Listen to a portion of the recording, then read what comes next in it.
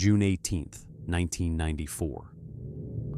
A Russian mathematics graduate types 4 commands into his home computer, beginning a series of transfers that would eventually see $10.7 million vanishing across 40 wire transfers to 5 countries. 4 commands. The FBI suspects a sophisticated criminal mastermind who spent years infiltrating Citibank's fortress.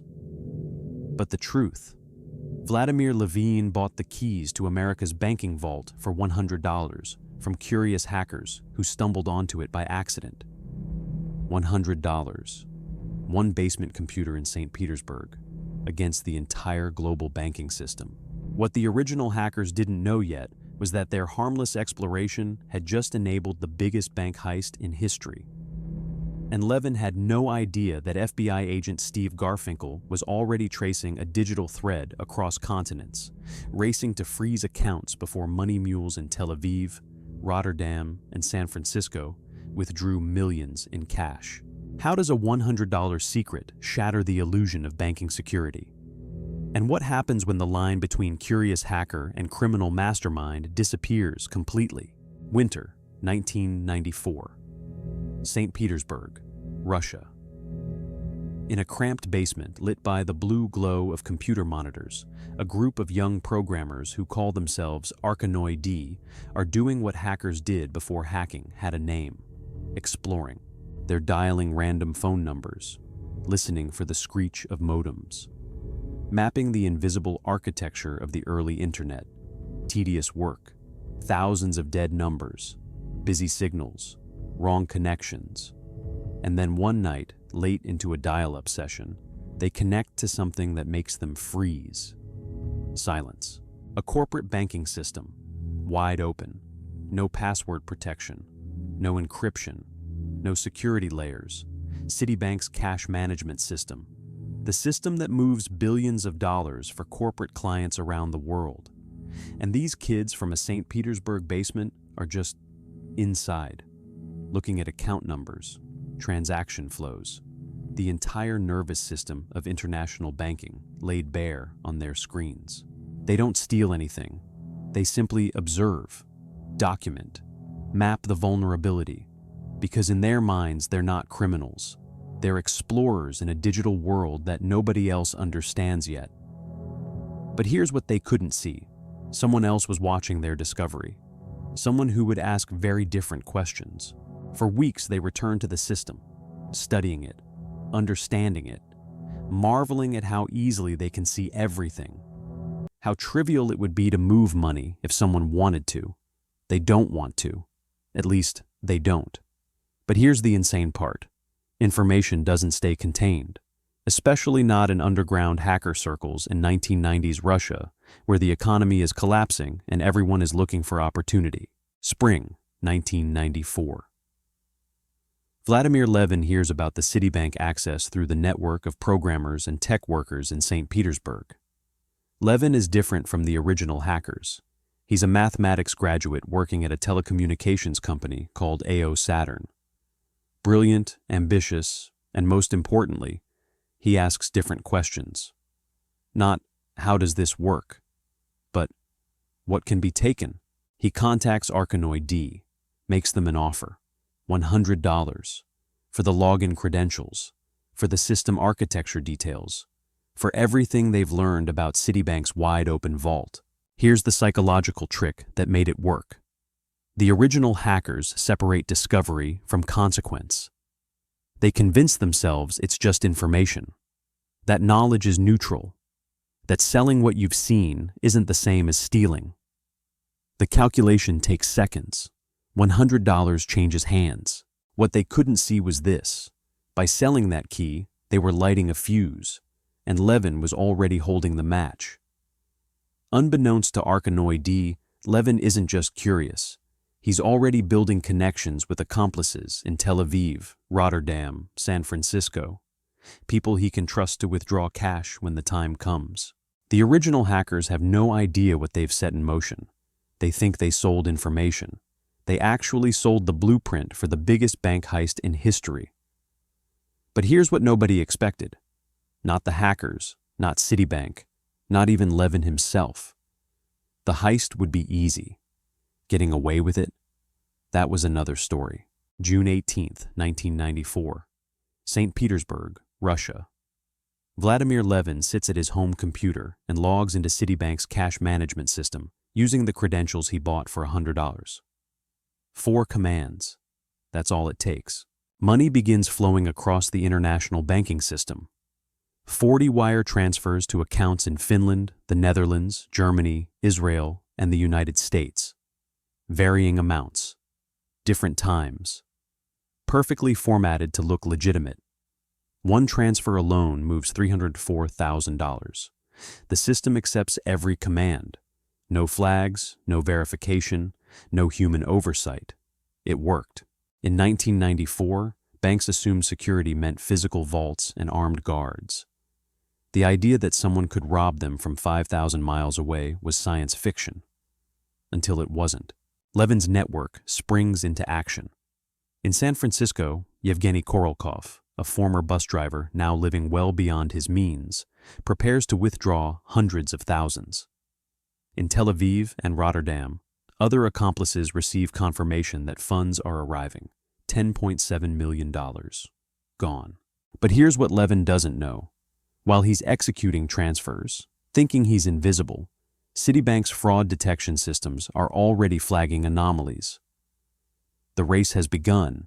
He just doesn't realize it yet. Here's where it gets interesting. Within 72 hours, Citibank executives are staring at a nightmare. Millions stolen. No physical break-in. No smashed windows or masked gunmen. Money simply vanished through phone lines. They call the FBI immediately. The New York office assigns the case to Steve Garfinkel, one of the first federal agents dealing with computer crime. This is uncharted territory. The FBI has protocols for bank robberies, armed suspects, getaway cars, physical evidence. But nobody has a playbook for someone stealing millions through a phone line. Garfinkel faces an impossible challenge. Trace digital footprints across international borders with 1994 technology. Phone records, login timestamps, dial-up connection logs. He's inventing investigative techniques in real time. And the clock is ticking. Every hour that passes, the money is getting harder to recover. Accomplices are preparing to withdraw cash. Once it's in their hands, it's gone forever. But here's the insane part. This isn't a one-time heist. Levin is still inside Citibank's system, still accessing accounts, planning more transfers. The $10.7 million? That's just the beginning. What Levin doesn't realize is that his network is already compromised, that every withdrawal is creating a pattern, that the FBI is connecting dots faster than he can cover them. Little did he know, the trap was already closing. July 1994. FBI coordinates with Scotland Yard, Interpol, Israeli police, and Dutch authorities. The first breakthrough comes from suspicious withdrawal patterns at multiple international banks.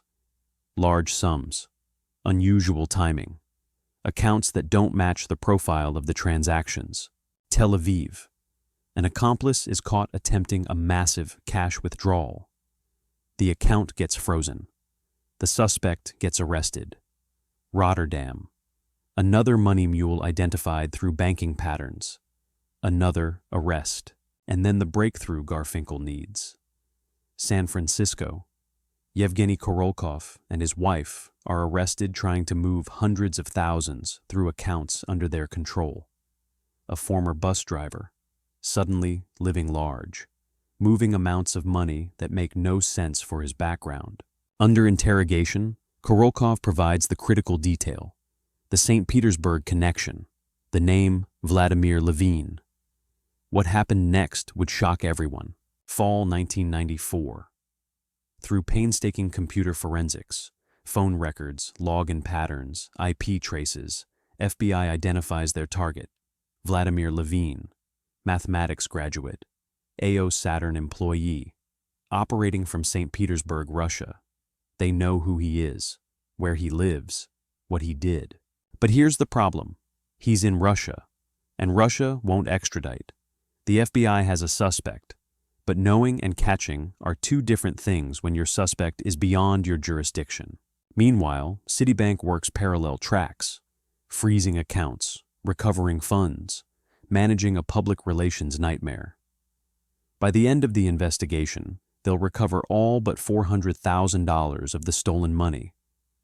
But the reputational damage? That's incalculable. For months, the FBI and international partners plan. They can't go to Russia, so they need to bring Levin to them, to a country with a U.S. extradition treaty. They create a sting, a legitimate-looking business opportunity in London, the kind of offer an ambitious telecommunications worker might accept. It exploited a fundamental human truth. Ambition makes people careless. March 3, 1995. Vladimir Levin boards a plane to London Heathrow Airport, believing he's traveling for a business meeting. He has no idea that Scotland Yard is waiting at arrivals, that his 30-month legal battle is about to begin, that the FBI has finally closed the net. As he walks through customs, officers move in. Silence. Vladimir Levin, you are under arrest. Levin had been confident when he boarded that plane. He wouldn't be for long. But the arrest is just the beginning. Levin fights extradition for 30 months. His lawyers argue he never set foot in America, never touched an American computer. How can the U.S. claim jurisdiction? Here's the psychological trick the prosecutors used. They reframe the crime. It's not about where the hacker sits. It's about where the victim bleeds. The legal battle creates precedent, establishes that cybercrimes cross borders. That jurisdiction follows the money, not just the criminal. September 1997. After 2.5 years of legal proceedings, Levin is finally extradited to the United States to face charges. The case resolves. Levin is sentenced. The FBI recovers nearly all the stolen funds. Steve Garfinkel becomes part of the FBI's first dedicated computer crime unit, using lessons from this case to build modern cybercrime investigation protocols. But here's the uncomfortable truth nobody wants to examine too closely. The original hackers, the ones who discovered the vulnerability, who mapped Citibank's system, who sold the access for 100, they're never prosecuted, never charged, because they didn't steal anything themselves. They just looked, and then sold what they saw. But that's not the scary part. After Levin, the entire banking industry undergoes transformation. Encryption, multi-factor authentication, cybersecurity protocols that we take for granted today. Every bank in the world has to admit a terrifying truth. Their security was an illusion. The vault wasn't protected. It was wide open. The real lesson isn't about one criminal or one heist. It's about the ecosystem that makes modern cybercrime possible. The disconnect between discovery and exploitation, between curiosity and complicity. We separate the discovery from the crime. We tell ourselves that information is neutral, that selling knowledge isn't the same as pulling the trigger. But here's what they couldn't admit. Curiosity without responsibility is how $10.7 million disappears across 40 wire transfers. We call Vladimir Levin a hacker, but he never hacked anything. He bought a $100 key that someone else made. We call him a genius criminal mastermind. But the real genius was in recognizing opportunity, not in creating it. The original hackers said they were just curious, that they weren't criminals, that selling information wasn't stealing. The uncomfortable question remains. This is the pattern that continues today. Security researchers discover vulnerabilities. Some disclose them responsibly, others sell them. And somewhere in that transaction, someone decides what to do with the information. Explore or exploit, document or destroy, protect or profit. Where is the line between harmless exploration and criminal conspiracy? When does curiosity become complicity? Because right now, somewhere in the world, someone is discovering a vulnerability in a system you trust, and someone else is deciding what to do with that information. They're making their calculation, just like Arkanoid D did in that St. Petersburg basement. The only question is, Will we recognize the pattern before the next $100 transaction that breaks everything?